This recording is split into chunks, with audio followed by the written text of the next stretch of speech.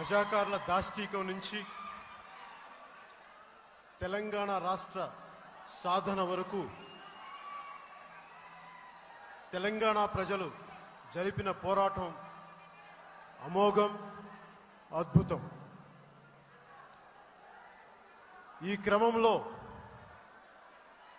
మార్పు కోసం, ఉనికి కోసం, అభివృద్ధి కోసం, ఆత్మ గౌరవం కోసం జరిపిన ఈ దశాబ్ద పోరాటాల్లో ఎంతో మంది తెలంగాణ బిడ్డలు ప్రాణాలు కోల్పోయారు.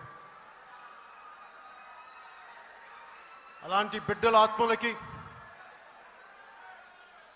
ఆత్మశాంతి కలగాలని కోరుకుంటూ కొద్ది క్షణాలు నేను మౌనాన్ని పాటిస్తున్నాను. మిమ్మల్ని కూడా పాటించమని కోరుకుంటున్నాను.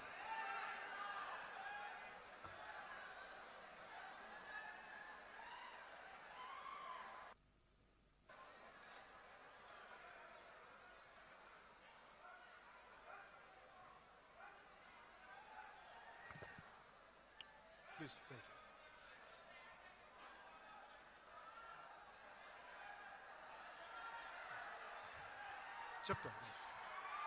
చెప్తాను దయచేసి కూర్చున్న ఎవరు మీడియా మిత్రుల్ని ఇబ్బంది పెట్టకండి. దయచేసి తెలంగాణ పోరాట స్ఫూర్తి నా గుండెల్లో ధైర్యాన్ని నింపింది. తెలంగాణ పోరాట స్ఫూర్తి నా వెన్నులో ఉద్యమ విద్యుత్తుని ప్రవహింపజేసింది. తెలంగాణ పోరాట స్ఫూర్తి జనసేన పార్టీని స్థాపించేలా చేసింది.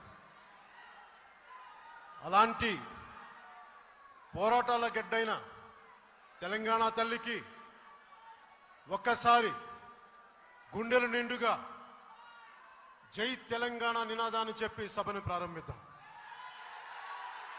జై తెలంగాణ.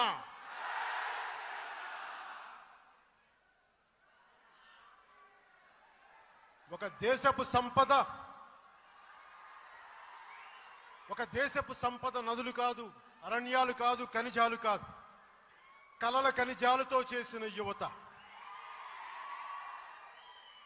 పాత తరానికి కర్ర అవసరమైనప్పుడే కొత్త తరం తాలూకు విలువ తెలుస్తుంది. ఒక కొత్త తరాన్ని డబ్బులతో పని లేకుండా, వారసత్వాలతో పని లేకుండా ఒక కొత్త తరాన్ని రాజకీయాల్లోకి తీసుకురావాలి అన్న జనసేన ప్రయత్నమే ఈ రోజున మీ ముందు ఇక్కడ ఉంచేలా చేసింది. ఒక సామాజిక మార్పుని, ఒక కొత్త తరాన్ని మేల్కొల్పడం చాలా ప్రసవ వేదన పడాలి, చాలా కష్టసాధ్యమైనది. అలాంటి ఒక కొత్త తరాన్ని మేల్కొల్పడం కోసం ఈ రోజున జనసేన ప్రయాణం మొదలుపెట్టి ఎవ్వరూ లేకుండా, పెద్ద బలమైన మేధావులు లేకుండా, డబ్బున్నవారు లేకుండా, కేవలం యువత ఆడపడుచులు ఇచ్చిన గుండె ధైర్యంతో జనసేన పార్టీ ఈ రోజున 7 సంవత్సరాలు అయింది. ఈ రోజున జనసేన పార్టీ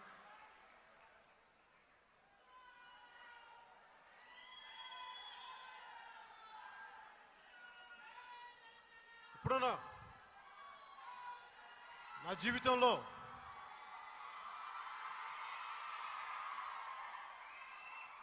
స్థలాభావం వల్ల కేవలం ఉమ్మడి 10 జిల్లాల నుంచి ఆదిలాబాద్, ఖమ్మం, వరంగల్, నల్గొండ, మెదక్, నిజామాబాద్, కరీంనగర్, రంగారెడ్డి, హైదరాబాద్, మహబూబ్ నగర్ నుంచి వచ్చిన జన సైనికులందరికీ పేరు పేరున నా హృదయపూర్వక నమస్కారాలు, హృదయపూర్వక ధన్యవాదాలు. గత స్థానిక ఎన్నికల్లో కూడా పోటీ చేసిన జనసేన అభ్యర్థులందరికీ పేరు పేరున నా హృదయపూర్వక ధన్యవాదాలు, హృదయపూర్వక నమస్కారాలు. అలాగే పార్టీని ఎవ్వరు లేకపోయినా కానీ భుజాలపైన వేసుకుంటూ ఈ 7 సంవత్సరాలు అండగా ఉన్న మా ఆడపడుచులకి, మా నాయకురాళ్ళకి, మా నాయకులందరికీ పేరు పేరున హృదయపూర్వక నమస్కారాలు.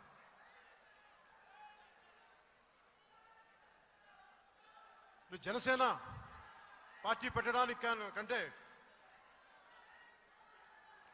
మనందరం చాలామంది ప్రపంచం మారాలి, సమాజంలో మార్పు రావాలి అని చెప్పి రకరకాలుగా ఆలోచిస్తూ ఉంటాం. నాకు చిన్నప్పటి నుంచి ఉన్న అలవాటు కాన్సెప్చువల్ అండర్స్టాండింగ్ అంటాం. అంటే ఒకటి తెలియాలి అంటే అది అనుభవం కావాలని. ఆ కాన్సెప్చువల్ అండర్స్టాండింగ్ ఉదాహరణకి ఒకరెవరైనా యాపిల్ని ఉదాహరించవచ్చు. యాపిల్ ఇలా ఉంటుందో, తీయగా ఉంటుంది, ఇలా దాని రుచి ఇలా ఉంటుందని. కానీ అది తింటే తప్ప దాని రుచి తెలియదు.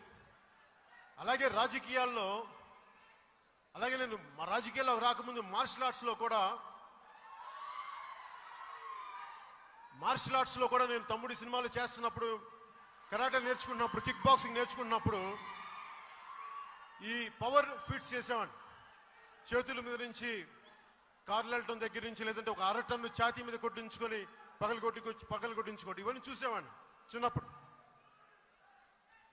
చూస్తున్నప్పుడు అనుకున్నాడు ఎలా చేయగలరు ఇవన్నీ అనుకుంటే వాళ్ళు ఒకటే మాట చెప్పారు, నువ్వు ప్రయత్నం చేసి చూడు, అర్థమవుద్ది నీకని. ఏదైనా సరే అడుగు పెడితే తప్ప అనుభవం రాదు. అడుగు పెడితే తప్ప అనుభవం రాదు. అలాగే రాజకీయాల్లో కూడా మనం కూర్చొని సమాజం మారాలి, ఇలా ఉండాలి, కన్నీళ్లు తుడవాలి, కష్టాలు తీర్చాలంటే నువ్వు దూకాలి దాంట్లోకి. నేను ఆలోచించలా తలకాయ ఎగిరిపోతా, ఓడిపోతామా, గెలుస్తామా, నాకు ఏమీ తెలియదు. ఏడుస్తున్న ప్రజలకి కన్నీళ్లు తుడవగలమా లేదా, దానికంత గుండె ధైర్యం ఉందా లేదా అని చెప్పి కాన్సెప్చువల్ అండర్స్టాండింగ్ దిగాలి, దెబ్బ తినాలి, మోచేతులు గిరిగిపోవాలి, రక్తం కారాలి. అప్పుడు కదా అర్థమవుద్ది. అందరు నన్ను భయపెట్టారు రాజకీయాల్లోకి వస్తుంటే. 2009లో మీరు వచ్చి మళ్ళీ ఇప్పుడు రావాలంటే ఇంకెన్నిసార్లు. అప్పుడు అది నా అధీనంలో లేదు. ఎవరెవరో చాలా మంది బయట వాళ్ళు ఉన్నారు.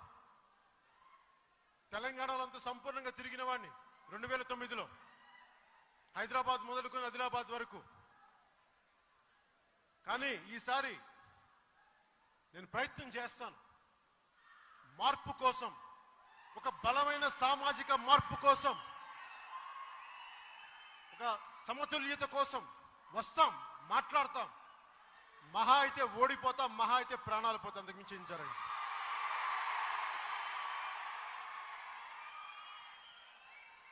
చాలా మంది రాజకీయాల్లోకి వస్తానంటే నువ్వు ఎలా నిలదొక్కుంటావో చూస్తావన్నారు. ఎలా నిలదొక్కుంటా, నడిచే చూపిస్తాం. మీరు దెబ్బ కొట్టే కొద్దీ ఎదురెళ్తాం తప్ప వెనక్కి బడం తిప్పే ప్రశ్న లేదు. కష్టం రాజకీయాల్లో నిలదొక్కుకోవడం. మొన్న మా నాయకులు అరహం ఖాన్ గారు నాకు జావేద్ అఖ్తర్ గారి మొహరేకా సఫర్ అనే ఒక కవితా పంక్తిని వినిపిస్తూ ఉంటే నాకు చాలా నచ్చింది. అది చదరంగంలో చాలా చిన్నపాటి విలువున్న పావుది. చదరంగం చూస్తే, రాజకీయ చదరంగం చూస్తే కనుచూపు మేరే వరకు విస్తరించి ఉంది. అలాంటి చదరంగంలో జనసేన అనే ఒక చిన్న పావు ఒక అడుగు ముందుకెయ్యాలంటే 100 అడుగుల 100 సార్లు ఆలోచించాలి. ఎందుకంటే రాజకీయ చదరంగాన్ని చాలా మంది అనుభవజ్ఞులు, పెద్దవాళ్ళు బలమైన స్థానాల్లో కూర్చున్నప్పుడు జనసేన లాంటి ఒక చిన్న పావు అడుగు వేయాలంటే సాహసోపేతమైనది. భయం వేస్తుంది. ప్రతి గడికి వెళ్ళాలంటే ఎన్నో అడ్డంకులు, దెబ్బలు, అవమానాలు, చిత్కారాలు, ఓటమిలు, మానసిక అత్యాచారాలు, అన్నిటికీ సిద్ధపడే రాజకీయాల్లోకి వచ్చాను. దెబ్బ తిట్టానని చెప్పి రాజకీయాల్లోకి వచ్చాను. గెలుస్తానని రాజకీయాల్లోకి రాలా. పోరాటం చేస్తే తప్ప అడుగు ముందుకెయ్యమని తెలిసిన వాడిని. అలాంటి పోరాటం కోసం అడుగు పెడుతూ ఉంటే ఈ రోజున జనసేన ఏమీ లేదనుకున్న జనసేన ఈ రోజున దాదాపు కొన్ని వేల స్థానాల్లో పంచాయతీలు గెలిచాం. ఆంధ్రప్రదేశ్లో ఎంపీటీసీలు గెలిచాం. చిన్న మార్పే అది, కానీ చాలా బలమైన మార్పు అది. మొట్టమొదట ఎంపీటీసీ తాలూకు విజయం చూపించింది నాకు తెలంగాణ గడ్డ చూపించింది నాకు ఆ విజయం. మన శంకర్ గౌడ్ గారి నేతృత్వంలో ఒకరు వచ్చి మేము పోటీ చేస్తామంటే కొన్ని స్థానాలకి ఆ రోజున బీ ఫార్మ్స్ ఇవ్వడం జరిగింది. ఆ విధంగా నాకు ధైర్యాన్ని ఇచ్చింది ఈ నేల. నేను అర్థం చేసుకుంది 2009 నుంచి కూడా చాలా బలంగా ఆ రోజున తిరుపతిలో మహాసభ పెడితే 2008లో తెలంగాణ ఉమ్మడి జిల్లాల నుంచి ఆంధ్ర అన్ని జిల్లాల నుంచి ఒక దాదాపు 10 లక్షల మంది వచ్చి ఒక బలమైన సామాజిక మార్పుని కోరుకొని ఆ రోజున ముందుకు తీసుకెళ్లిన పరిస్థితుల్ని ప్రతిరోజు నేను ఆలోచించుకుంటే నాకు ఒకటే అవగతమైంది. డబ్బుతో పని లేదు రాజకీయాల్లో,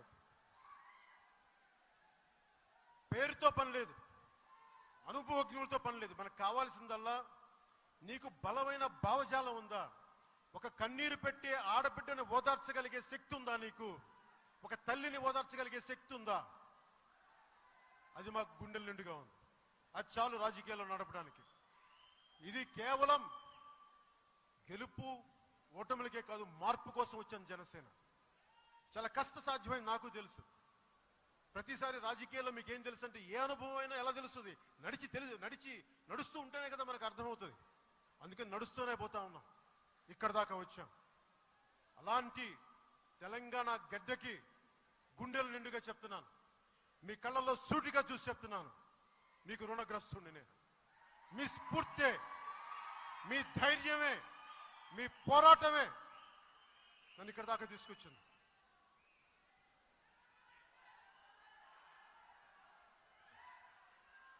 మరి రాజకీయాల్లోకి రావడం రిస్కా?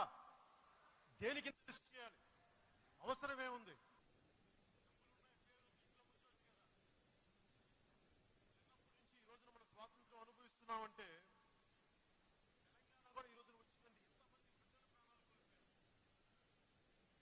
బిడ్డలు రజాకాల ఉద్యమంలో చనిపోయారు, ఎన్ని రకాల పోరాటాల ప్రజలు అందరూ ప్రాణత్యాగాలు చేస్తేనే ఈ రోజున భారతదేశం కానీ మనకి తెలంగాణ నేల కానీ మరి వాళ్ళందరి కష్టాలను చూసి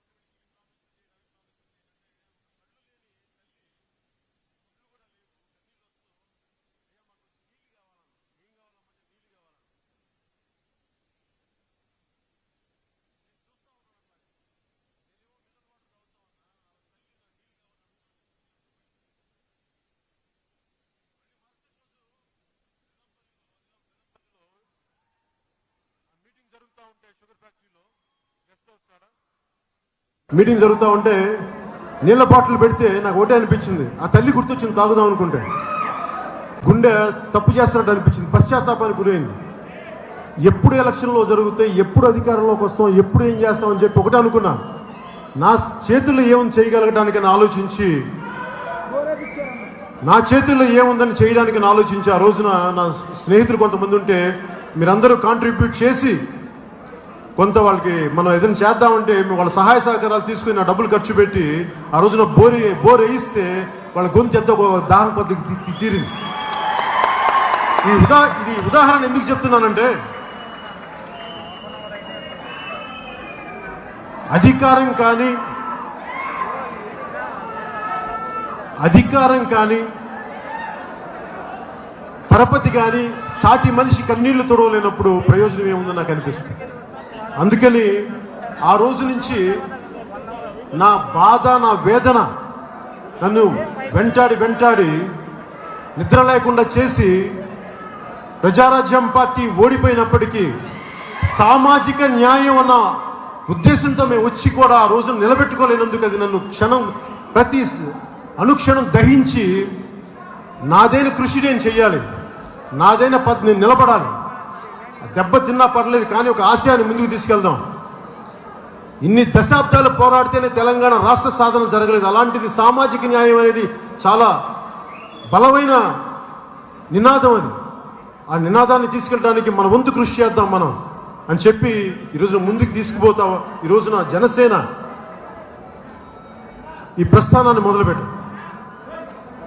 మరి మొదలు పెట్టాలంటే మనకి ఏం కావాలి, ఏ భావజాలం మీద కావాలి, ఎలాంటి ఆలోచన విధానం కావాలంటే, ఒకటి జనసేనని మేము ప్రతిపాదించిన సూత్రాలన్నీ కూడా కులాలను కలిపే ఆలోచన విధానం కానీ, మతాల ప్రస్తావన లేని రాజకీయం కానీ, భాషలను గౌరవించే సాంప్రదాయం కానీ, సంస్కృతులను కాపాడే సమాజం కానీ, ప్రాంతీయతను విస్మరించని జాతీయవాదం, అవినీతి పైన రాజీ లేని పోరాటం, పర్యావరణాన్ని పరిరక్షించే అభివృద్ధి ప్రస్థానం, ఇవన్నీ ప్రత్యక్షంగా తిరిగిన తర్వాత వచ్చినాయి. పుస్తకాల్లో చదువుకున్నాయి. ఇవన్నీ రోడ్లపైన తిరిగి క్షేత్రస్థాయిలో పర్యటన జరిపిన తర్వాత ఇవి వచ్చిన సూత్రాలు. ఇవి కులాలను కలిపే ఆలోచన విధానానికి ఒక కులాన్ని వర్గశత్రువుగా చూడలేం మనం. మన భారతదేశం చాలా క్లిష్టమైన సమాజం, చాలా ఇంట్రికేట్. ఇలాంటి సమాజంలో ఒక కులమంతా మహానుభావులు, ఒక కులమంతా మొత్తం మంచి చెడ్డవారు ఉంటారని అనుకోలేము. చాలా కాంప్లెక్స్ సొసైటీ. ఇలాంటి కాంప్లెక్స్ సొసైటీని అర్థం చేసుకొని నేను ముందుకెళ్తా ఉన్నాను. చాలామంది నేను కులాల గురించి మాట్లాడుతున్నాను అనగానే చాలామందికి బాధ కలుగుద్ది. కులాల రొచ్చులో దిగుతున్నాడు అంటారు. నాకు కుల భావం లేనివాడిని. మనస్ఫూర్తిగా మీరు నమ్మాలి. కులాలని గౌరవించేవాడిని. నాకు నా కులం ఏంటో తెలియదు. నాకు చాలా కాలం ఇక నేను పెద్ద ఇంటి తర్వాత చదువుకోలేదు. నా కుల ప్రస్తావన ఎప్పుడు రాలేదు. నా స్నేహితులు ఎవరు ఈ కులం ఆ కులం అన్న చాలామంది మొన్న మన తెలిసింది నాకు ఈ మధ్యన. నాకు కులం అనేది నేను ఎప్పుడు, అది మనం చాయిస్ లేదు మనకి. ఏ మతంలో పుట్టాలి, ఏ రంగుతో పుట్టాలి, ఏ భాష మాట్లాడాలి, ఏ ప్రాంతంలో పుట్టాలి, అది మనల్ని అనుమతి తీసుకుని పుట్టింది కాదు, జరిగినాయి అంతే. ఇది అందుకని నేను ఎప్పుడు కాకపోతే కులం అనేది మన భారతదేశంలో ఒక అంతర్భాగం, సామాజిక సత్యం. ఇది దీన్ని దాటి వెళ్ళలేము మనం. కానీ దీన్ని అర్థం చేసుకుంటూ ముందుకు తీసుకెళ్ళాలి. సో కులాల రొచ్చు గురించి నేను మాట్లాడుతున్నానంటే కులాలని రెచ్చగొట్టడం కాదు. ఒక శరీరం, ఒక రుగ్మత, ఒక జబ్బు ఉంటే ఒక డాక్టర్ ఏం చేస్తాడు? ఇక్కడ క్యాన్సరస్ గ్రోత్ ఉంది, లేదంటే ఇక్కడ కుళ్ళిపోయింది, దీన్ని కట్ చేయాలో లేదంటే ఇక్కడ శుభ్రం చేయాలో అంటాడు. సామాజిక రుగ్మత, సమాజంలో జబ్బు ఉంటే ఏం చేయాలి? నేను చెప్పాలి బయటికి, సమస్య ఇక్కడ ఉంది, దీన్ని కడగాలి. నేను కులాల గురించి మాట్లాడుతుంటే నన్ను ఒక సోషల్ డాక్టరింగ్గానే చూడండి తప్ప నేను కులాలను రెచ్చగొట్టే వ్యక్తిని కాదు. ఎందుకంటే నేను అన్ని కులాలని, ఒకసారి మా నాయకుల్లో కానీ కింద కానీ ఎవరైనా చూడండి, అన్ని కులాలు ఉన్నారు. రెడ్డి సామాజిక వర్గం ఉన్నారు, బీసీ కులాలు ఉన్నాయి, మైనారిటీ కులస్తులు ఉన్నారు, జీసస్ క్రైస్ట్ని ప్రార్థించే క్రిస్టియన్ సోదరులు ఉన్నారు. ఎప్పుడు కూడా నేను ఈ కులం ఈ మతం అని నేను ఎప్పుడు పట్టింపలేదు. కాకపోతే మన హక్కులు, ఎదుటి వారి హక్కులు భంగం కలిగించినంత వరకు ఆ ఉద్దేశం నేను మాట్లాడతాను తప్ప ఎప్పుడు కూడా కులాల ప్రస్తావన తీసుకొస్తానంటే ఒక సామాజిక సత్యాన్ని అర్థం చేసుకొని దీన్ని ముందుకు తీసుకెళ్లాలని ఆలోచించాం. అలాగే మతాల ప్రస్తావన లేని రాజకీయం గురించి చెప్పాలి అంటే అసలు మతాల ప్రస్తావన లేకుండా ఉండాలనే కోరిక. అమెరికన్ కాన్స్టిట్యూషన్ డిక్లేర్ చేసినప్పుడు బానిసత్వం ఉండకూడదని అనుకున్నప్పుడు అది అమలులోకి రావడానికి లింకన్ టైం పట్టింది. 16th ప్రెసిడెంట్, ఫస్ట్ ప్రెసిడెంట్ ప్రతిపాదిస్తే దాన్ని చేసింది 16వ ప్రెసిడెంట్. అలాగే మతాల ప్రస్తావన రాజకీయం రావాలని నేను కోరుకున్నా, జరగాలని నేను కోరుకున్నా. ఆ దిశగా మేము అడుగులేస్తా ఉన్నాం. అలాగే నేను చాలాసార్లు హిందువుల దేవాలయాల గురించి మాట్లాడుతున్నప్పుడు ఒకసారి నువ్వు హిందువులకి సపోర్ట్ చేస్తున్నావు అంటే నేను ఒకటే చెప్తున్నానా అలాంటి పెద్దలందరికీ, చర్చి మీద దాడి జరిగినప్పుడు నేను ఖండిస్తాను, ఒక మస్జిద్ మీద దాడి జరిగినప్పుడు నేను ఖండిస్తాను, ఒక దేవాలయం మీద దాడి జరిగినప్పుడు కూడా నేను ఖండిస్తాను. దాన్ని అలాగే చూడాలి తప్ప దేవాలయాన్ని దాడి చేస్తున్నప్పుడు ఖండిస్తే తప్పు అని నేను అనుకోను. ఎందుకంటే దానివల్ల ఓట్లు పోతాయని నేను అనుకోను. ఎందుకంటే రాజ్యాంగంలో ప్రతి ఒక్కరికి మత స్వేచ్ఛ కల్పించబడింది. ఇంకో మతాన్ని తిట్టే హక్కు ఏ మతానికి లేదు. దానికి నేను కట్టుబడి ఉన్నాను. అలాగే భాషలని గౌరవించే సాంప్రదాయం ఎందుకు ఇది పెట్టానంటే మీకే తెలుసు, మా తెలంగాణ భాషని యాసని మీరు అగౌరవపరుస్తున్నారని చెప్పి మీ అందరికీ ఎంత బాధ, ఎంత కష్టం, ఎంత ఆత్మన్యూనతా భావానికి లోనయ్యారో తెలిసిన వాడిని. నారాజు గాకురా మా అన్నయ్య నేను పెట్టానంటే మీకు చెప్పడానికి. నేను మిగతా వాళ్ళు గౌరవిస్తారో నాకు లేదో నాకు తెలియదు. నేను మిమ్మల్ని గౌరవిస్తున్నాను. మన భాషని, మన యాసని నేను గౌరవిస్తున్నాను అది చెప్పడానికి. సంస్కృతుల్ని కాపాడే సమాజం. మన బతుకమ్మ ఆడినా, మన బోనాలు ఆడినా, ఏదైనా సరే మన సంస్కృతి అది. ప్రతి ప్రాంతానికి ఒక సంస్కృతి ఉంటుంది. ఆ సంస్కృతిని పరిరక్షించుకోవాలి. అది మన దేశ జీవధారలో భాగం. అది అలాగే ప్రాంతీయతను విస్మరించిన జాతీయవాదం. రాష్ట్ర విభజన జరిగినప్పుడు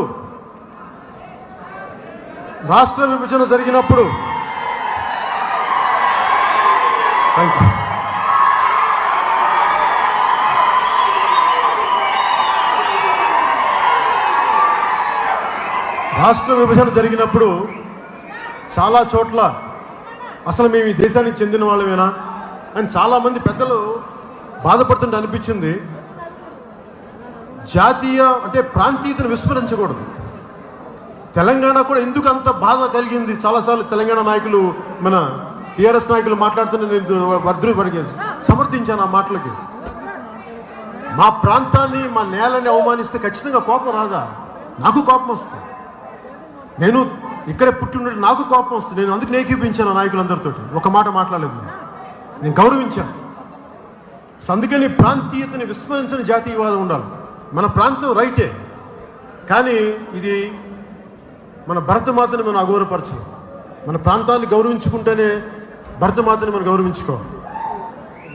అలాగే పర్యావరణాన్ని పరిరక్షించే అభివృద్ధి ప్రస్థానం. అభివృద్ధి జరగాలి, బలమైన అభివృద్ధి జరగాలి, కానీ అది పర్యావరణాన్ని పరిరక్షించేలాగా ఉండాలి. కానీ లోటుపాట్లు ఉంటే సరిదిద్దుకోవాలి. ఇవన్నీ దృష్టిలో పెట్టుకుని, ఇవన్నీ భావితరాలకు ఒక బలమైన ఆలోచన సమూహంతో, మన ఆలోచనతో పెట్టింది ఇది ఒక రోజులో జరిగేది కాదు. కానీ మేము ఈ సిద్ధాంతాల కట్టుబడి మేము ముందుకు పోతా ఉన్నాం.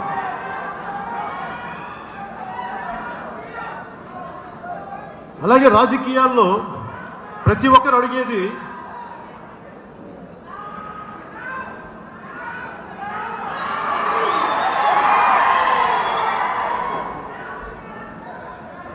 కూర్చోబెట్టం. రాజకీయాల్లో వర్గశత్రువుని నిర్ధారించడం ఎలా అని అడుగుతారు.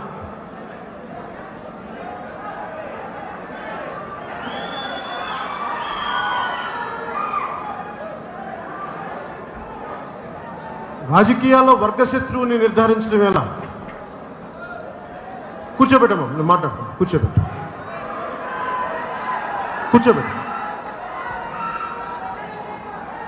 ఏమంటారు బాబు?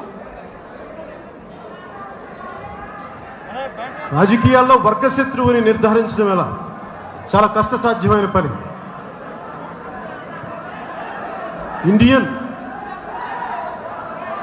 ఇప్పటిదాకా ఇండియన్ హిస్టరీలో అర్థం చేసుకోవాలి, ఒక వర్గశత్రువుని నిర్ధారించడం అంటే చాలా కష్టసాధ్యమైంది. ఇందాక చెప్పినట్టుగా కులాలు మమేకమైపోయి ఈ కులం నా వర్గశత్రువు. ఈ రోజున ఆంధ్రప్రదేశ్లో ఒక కులం వర్గశత్రువు అని నిర్ధారించడం వల్ల, డిక్లేర్ చేయడం వల్ల ఆంధ్రప్రదేశ్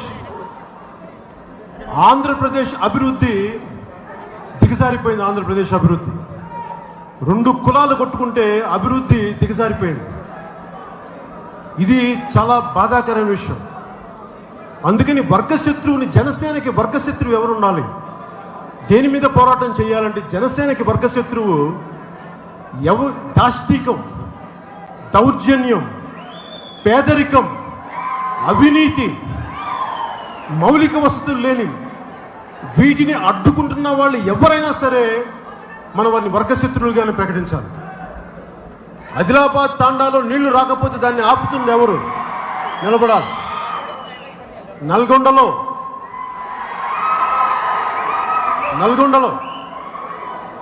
అక్కడ ఫ్లోరైడ్ సమస్య పోవాలంటే ఏం చేయాలి? ఏ పాలసీలు అడ్డుకుంటున్నాయి? అవి మన వర్గశత్రువులు.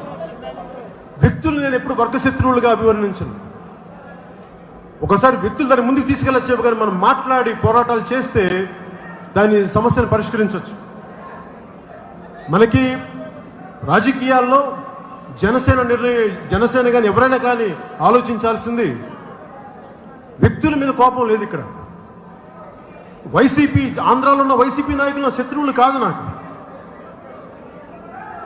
అలాగే ఇక్కడున్న నాయకులు ఎవరున్న శత్రువులు కాదు, నా ప్రత్యర్థులు కూడా కాదు. అందరం కలిసి ఈ ప్రాంతానికి, ఈ నేలకి ఇది చెయ్యాలని కోరుకుంటాం. ఆ చేసే పక్షంలో సవ్యంగా చేస్తున్నారా లేదా అని దాంట్లో ఒడిదుడుకులు ఉంటాయి, దాంట్లో మాటలు అటు ఇటు ఉంటాయి తప్ప నేను ఎవరిని కూడా వ్యక్తిగతంగా నాకు శత్రుత్వం ఎవరితో ఉండదు. వాళ్ళని తిట్టచ్చు, తిమ్మచ్చు, రకరకాలుగా అనొచ్చు, కానీ నేను ఎప్పుడు వాళ్ళ శత్రువులుగా చూడను. వాళ్ళు ఎదుర్కొంటాను చాలా బలంగా, ఏ మాత్రం భయపడకుండా ఎదుర్కొంటాం.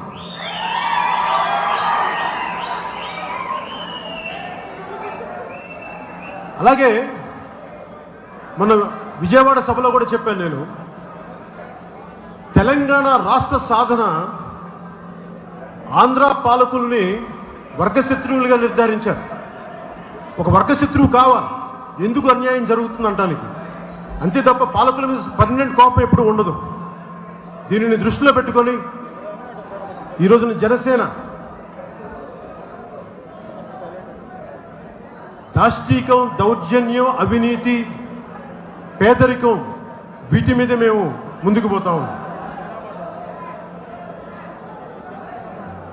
అలాగే వర్గశత్రువుని ఈ సమస్యలను నిర్ధారించిన తర్వాత ఎలా పోవాలి, ఎలా ముందుకెళ్ళాలి అని అనుకున్నప్పుడు మా నాయకులందరికీ, జన సైనికులందరికీ, ఆడపడుచులందరికీ, వీర మహిళలందరికీ నేను ఒకటే కోరుకుంటా ఉన్నాను.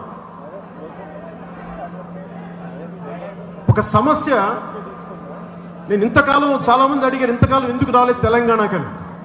పార్టీ ఇక్కడే స్థాపించాం, పార్టీ ఇక్కడే పెట్టాం, ఎందుకు తిరగలేదు అంటే నేను ఒకటే అనుకున్నాను, తెలంగాణ ప్రజలు పిలిచే వరకు నేను రాను, మీ అనుమతి కావాలి, నేను రాను.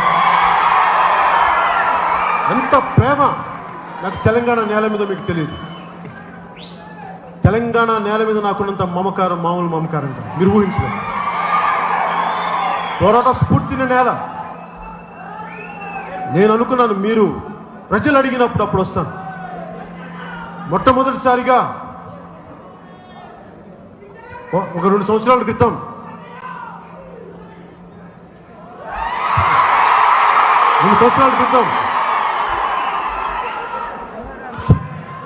నల్లమల్ల అడవుల నుంచి శివ అనే కుర్రవాడు,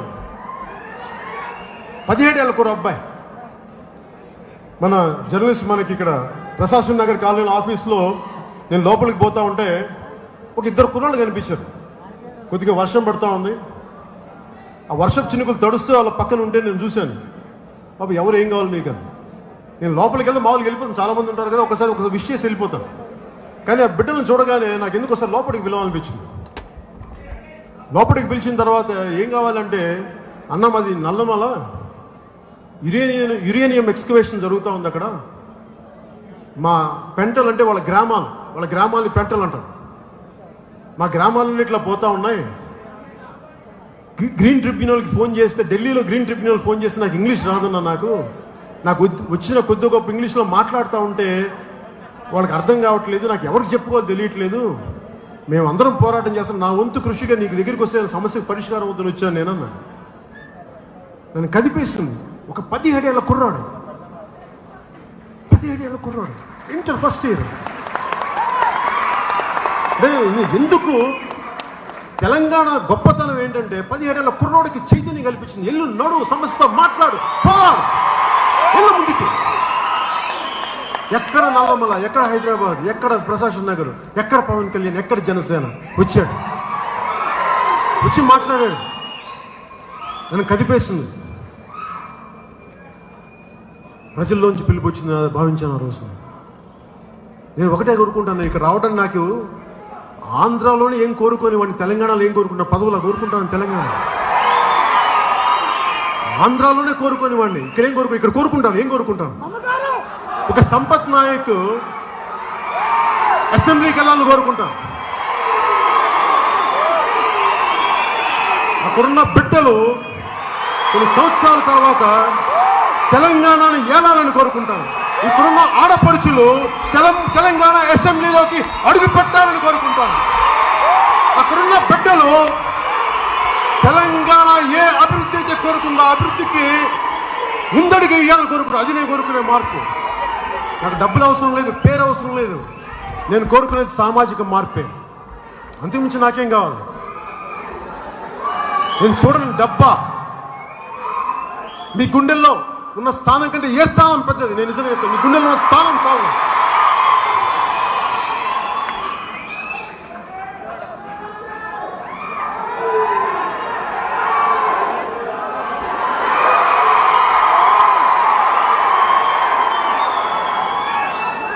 చిన్నగా శివ గురించి చెప్తాను.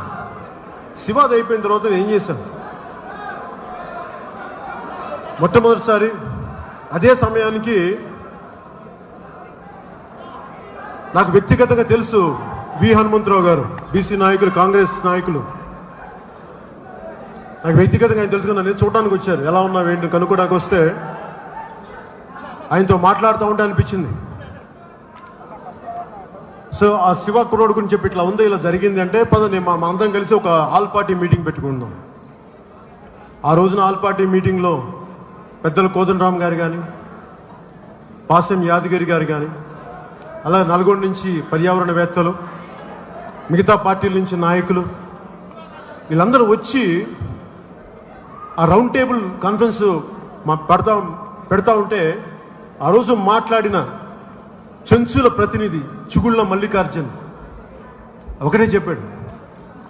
అబ్బాయి మాట్లాడుతుంటే నాకు అమెరికాలో రెడ్ యూనియన్ చీఫ్ మాట్లాడు, సియాటిల్ సియాక్స్ చీఫ్, అతను మాట్లాడిన మాటలు గుర్తొచ్చింది.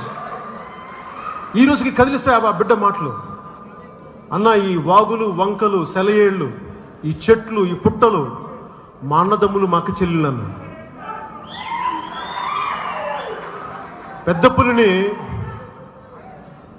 పెద్దమ్మ తల్లి అంటాం, ఎలుగుబంటిని మల్లన్న అంటాం, తేనెలో ఉండే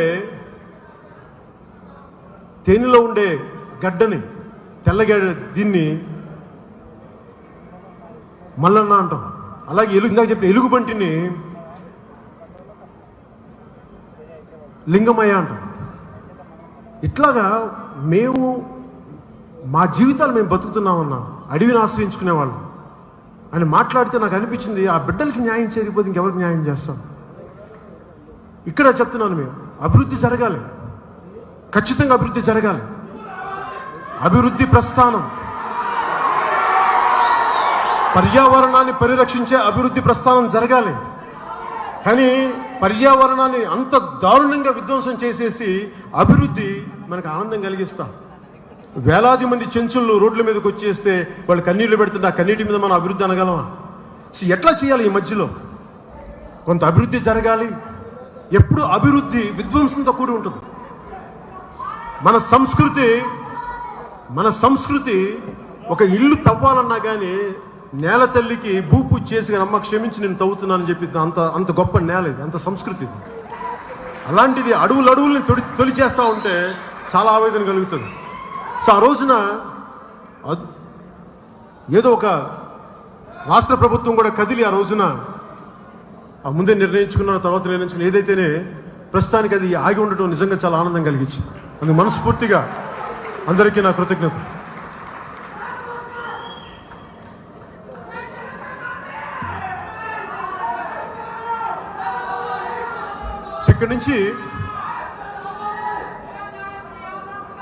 ఇక్కడి నుంచి ఎటు పోవాలి? ఇక్కడి నుంచి జనసేన ప్రస్థానం ఎలా ఉండాలి?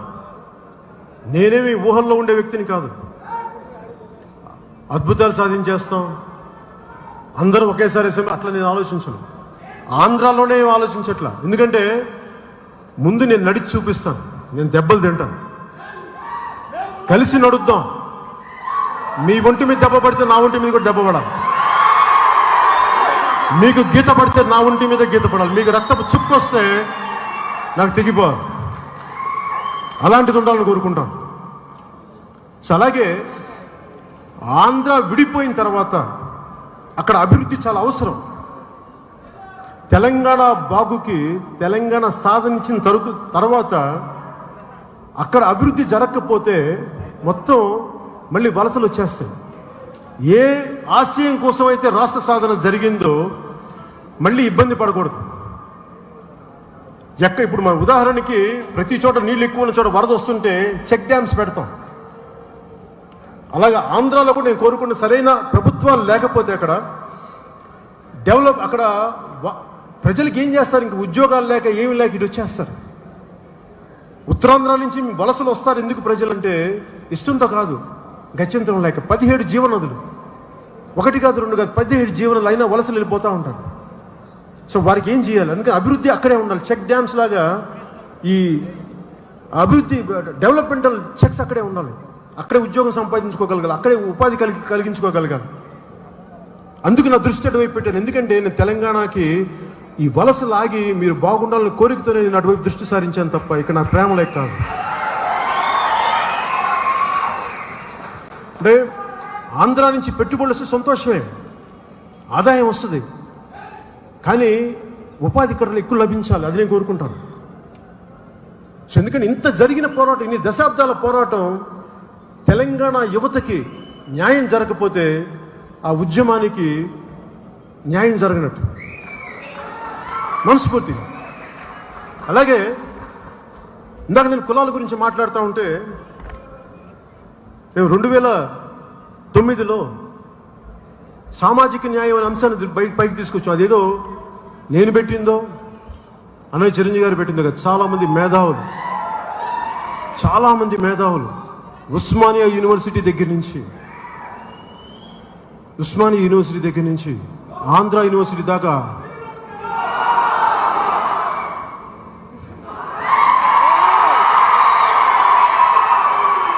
చాలామంది పెద్దలు, సామాజిక సామాజికవేత్తలు, వీళ్ళందరూ వచ్చి అధికారం అందరికీ దక్కాలి, కొద్దిమంది చేతుల్లో కాదంటే, ఇందులో ఒక కులానికి వ్యతిరేకం కాదు. ఇక్కడ వెనుకబడ్డ కులాలకి న్యాయం జరగాలి అంటే అభివృద్ధి చెందిన కులాలకి అన్యాయం జరగడం అని కాదు, వాళ్ళకి న్యాయం చేయమని కోరుతున్నాం.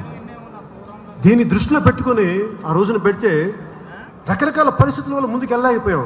కానీ నేను మర్చిపోలేదు, గుండెల్లో పెట్టుకున్నాను, మనసులో పెట్టుకున్నాను. ఈ రోజున ఒక సంపత్ నాయక్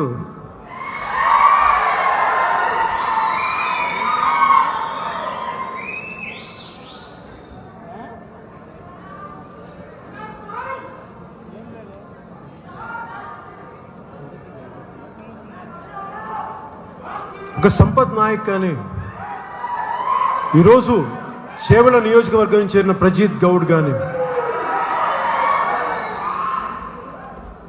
ఒక కొత్త తరం అసెంబ్లీకి వెళ్ళాలి. కొత్త తరం. మీరు తెలంగాణ అసెంబ్లీలో అడుగు పెట్టాలని నా కోరిక ఊబిళ్ళూరుతుంది. చూడాలని సినిమాలో చూస్తాం, ఏదో సినిమాలో చూస్తాం, వాళ్ళు చాలా ఆవేశంగా నడుచుకుంటూ వెళ్తాను కాదు. ఈ ఉద్యమ విద్యుత్తుతో నిండిపోయిన మీ శరీరాలు, మీరు అసెంబ్లీకి వెళ్తే ఎలా ఉంటుంది, మీరు ప్రజల పక్షాన పోరాడితే ఎలా ఉంటుందో చూడాలని నాకు. దానికి నేను సిద్ధంగా ఉన్నా. నాకు ఒక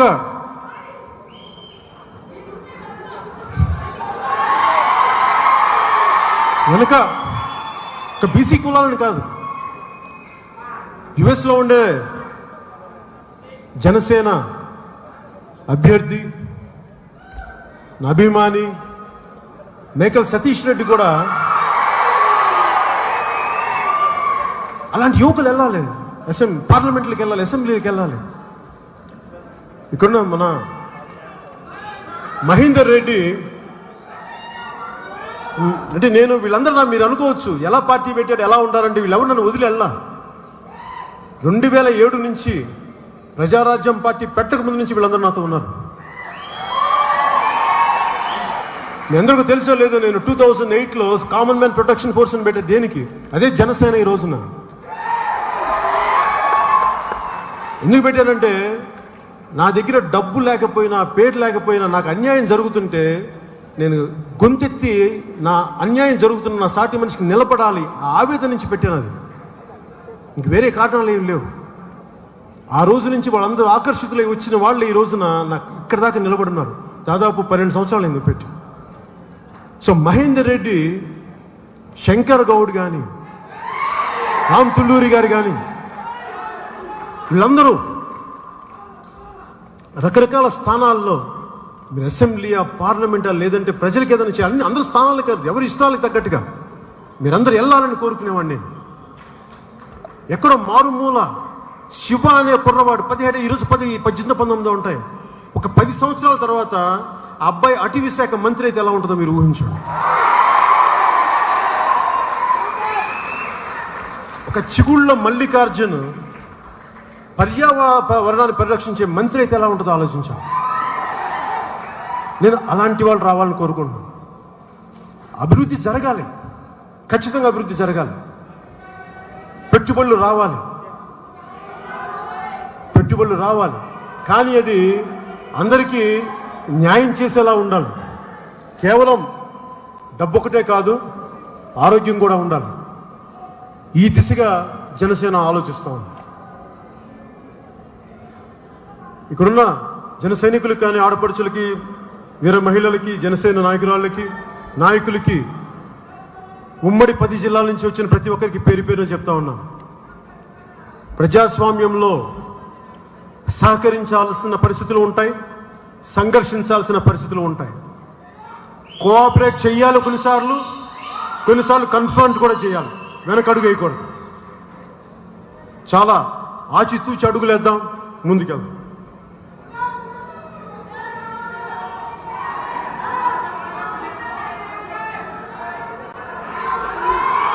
ఇది మీరు ఊహించుకోండి. ఈ రోజున నాకు నాయకత్వాన్ని ఎలా డెవలప్ చేయాలో నాకు తెలుసు. ఉదాహరణకి దాసోజు శ్రవణ్, తెలంగాణ ఉద్యమంలో బలమైన గొంతు దాసోజు శ్రవణ్. ఆ రోజు దాసోజు శ్రవణ్ నేను రాజకీయాల్లోకి ఆహ్వానించాను. నీలాంటి వాడు రాజకీయాల్లో ఉండాలని. పూర్వ ఉస్మానియా యూనివర్సిటీ విద్యార్థి, నువ్వు రావాలి, మీలాంటి వాళ్ళు రావాలి, మీకు అండగా ఉంటాం. ఆ రోజునగా మనం బాధపడ్డాడు. మొన్న ఎలక్షన్స్లో తను సీట్ రాలేదు, ఏదో బాధపడతా ఉంటే పోయినసారి 2014లో నా కులానికి ఓట్లు లేవని అంటే బాధపడుతున్నా నేను అర్థం చేసుకోగలను. మరి ఆ రోజున ప్రజారాజ్యం పార్టీలు మేము ఉన్నప్పుడు తను సికింద్రాబాద్ పార్లమెంట్ నియోజకవర్గానికి అభ్యర్థిగా పెడితే 1,00,000 పైన ఓట్లు వచ్చినాయి. మరి అంటే నేను ఎందుకు చెప్తున్నానంటే ఎక్కడో చోట ప్రారంభించాలి కదా. మనిషి ఓడిపోతాడు, గెలుస్తాడు, ఒక అడుగు ఎవరికైనా అవకాశం ఇస్తేనే కదా. ఆ మూల కూర్చున్న ఒక యువకుడికి ఒకరికి అవకాశం ఇస్తేనే కదా, ఇక్కడ కూర్చున్న ఆడపడికి అవకాశం ఇస్తేనే కదా ముందుకెళ్తారు. ఎలాంటి వాళ్ళకి అవకాశం ఇవ్వాలి?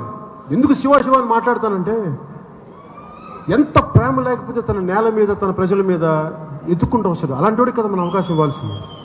అలాంటి వ్యక్తులు బాధ్యత తీసుకున్న యువతకి, ఆడపడుచులకి ఇవ్వాలి అవకాశాలు. నేను చాలామందికి కన్ఫ్యూజింగ్గా ఉంటుంది నీ ఐడియాలజీ అంటారు. ఏంటి కన్ఫ్యూజన్ మీకు చెప్పండి అలా అనిపిస్తుంది.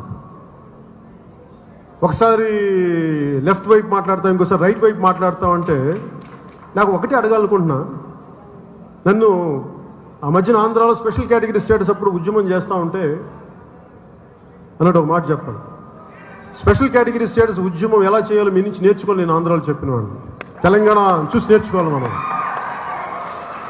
ఆ రోజున చాలామంది కమ్యూనిస్ట్ పెద్ద నాయకులు అడిగారు, నువ్వు ఎలాగా ఒకరోజు ఇలా చేస్తావు అలా చేస్తావు. నేను చెప్పాను, సార్ మీరు పెద్దలు తెలంగాణ సాధన కోసం సిపిఐ బీజేపీ కలిసి వెళ్ళినప్పుడు ప్రజా సమస్యల కోసం మీద కలిసి వెళ్ళి తప్పేంటంటే, అంటే మీకు ఒక న్యాయం మాకు న్యాయం ఎలా పెట్టారు? కుదరదు. అలాగే వేరే పార్టీల్లో గెలిచి ఆ పార్టీ నాయకులను తీసుకుంటే తప్పు కదా అండి? అప్పుడు కన్ఫ్యూజన్ లేదండి? అవి ఓకేనా మీకు? రాత్రికి రాత్రి మార్చేస్తే అప్పుడు కన్ఫ్యూజన్ రాదా అండి? వాళ్ళకి రాదు, మనల్ని అంటారు. నేనేం కోరుకుంటానంటే ఒక ఆలోచన విధానం ముందుకు తీసుకెళ్ళేటప్పుడు ఎక్స్ట్రీమ్ లెఫ్ట్ ఎక్స్ట్రీమ్ రైట్ వెళ్ళలేము. సమాజం అలా లేదు. ఇందాక చెప్పినట్టుగా ఒక మతవంత మంచివారు, ఒక మతవంత దుర్మార్గులు ఉండరు, ఒక కులవంత మహానుభావులు, ఒక కులవంత పాపాత్ములు ఉండరు. అన్ని కలిసి మెలిసే ఉంటాయి. కామ క్రోధ లోభ మోహ మదమాశ్చర్యాలతో ఉంటుంది సమాజం. వ్యక్తి కానీ సమాజం కానీ, వ్యక్తులు కలయికే కదా సమాజం.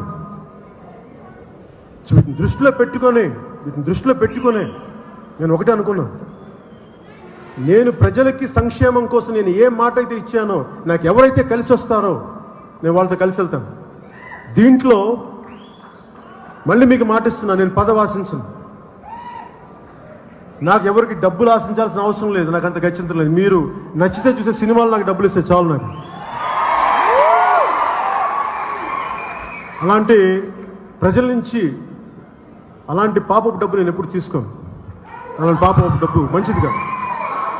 నా తండ్రి నేర్పించిన సంస్కారం నేను ఎప్పుడు చేయను.